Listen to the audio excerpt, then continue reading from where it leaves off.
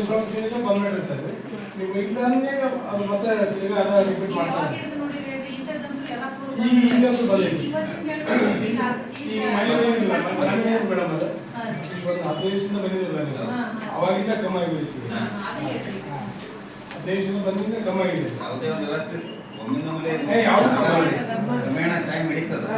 ಅವರಿಗೆ ಅನಿವಾರ್ಯ ಬಿಡಬೇಕಪ್ಪ ಇನ್ನಾಗ ಬಂದೆ ಸರ್ ಎಲ್ಲರಿಗೆ. ಇದು ಅಲ್ಲದೆ ಊರಲ್ಲಿ ನಿಮ್ಮ ರಾಜ್ಯದಲ್ಲಿ ಎಷ್ಟೆಷ್ಟು ವಿಲೇಜಸ್ ಇನ್ಫಾರ್ಮೇಶನ್ ತಂದು ನಮಗೆ ನಮ್ಮ ನಮ್ಗೆ ಅವಕಾಶ ಇದೆ ಮತ್ತೆ ಕೆಲವರು ಆ್ಯಂಡ್ ಊರು ನಿಮ್ಮನ್ನ ನೆನ್ಪಿಡ್ತದೆ. ಯಾಕಂದ್ರೆ ನಾವೆಲ್ಲ ಹೊರಗಿನವರು ಯಾವ ವರ್ಷ ಇರ್ತೀವಿ ಬಟ್ ಪಂಚಾಯತ್ ಒಳಗೆ ಇಂಥ ಇಂಥ ಕೆಲಸ ಆಯ್ತು ಅಂತ ನೆನ್ಪಿಡ್ತಾರೆ.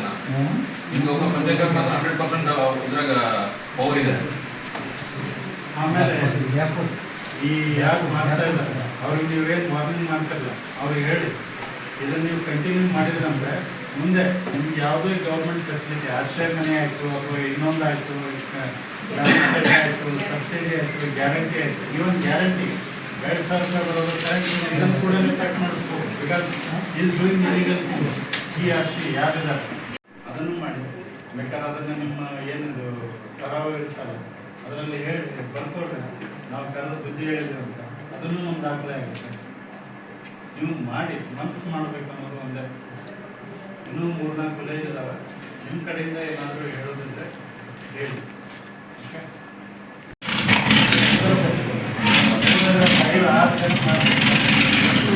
ವಾಶ್ ಮಾಡಿ ಅದನ್ನು ಕರೆದು ವಾಶ್ ಮಾಡಿರೋದ್ರೇ ಒಂದು ಅರ್ಥ ಮರ್ಯಾದೆ ಇರ್ತಾರೆ. ಅದರಲ್ಲಿ ಒಂದು ಇಬ್ಬರ ಬಿಡ್ತಾರೆ. ಅಷ್ಟು ಸುಧಾರಣೆ ಆಗಿತ್ತಲ್ಲ ಮಾಡಿ ಅಂತ. ಊರಿನ ವಿಷಯದ ಮತ್ತೆ ಇದ್ರಾಗೆಲ್ಲ ರಾಜಕೀಯ ತರಕ ಇದರಲ್ಲಿ ರಾಜಕೀಯ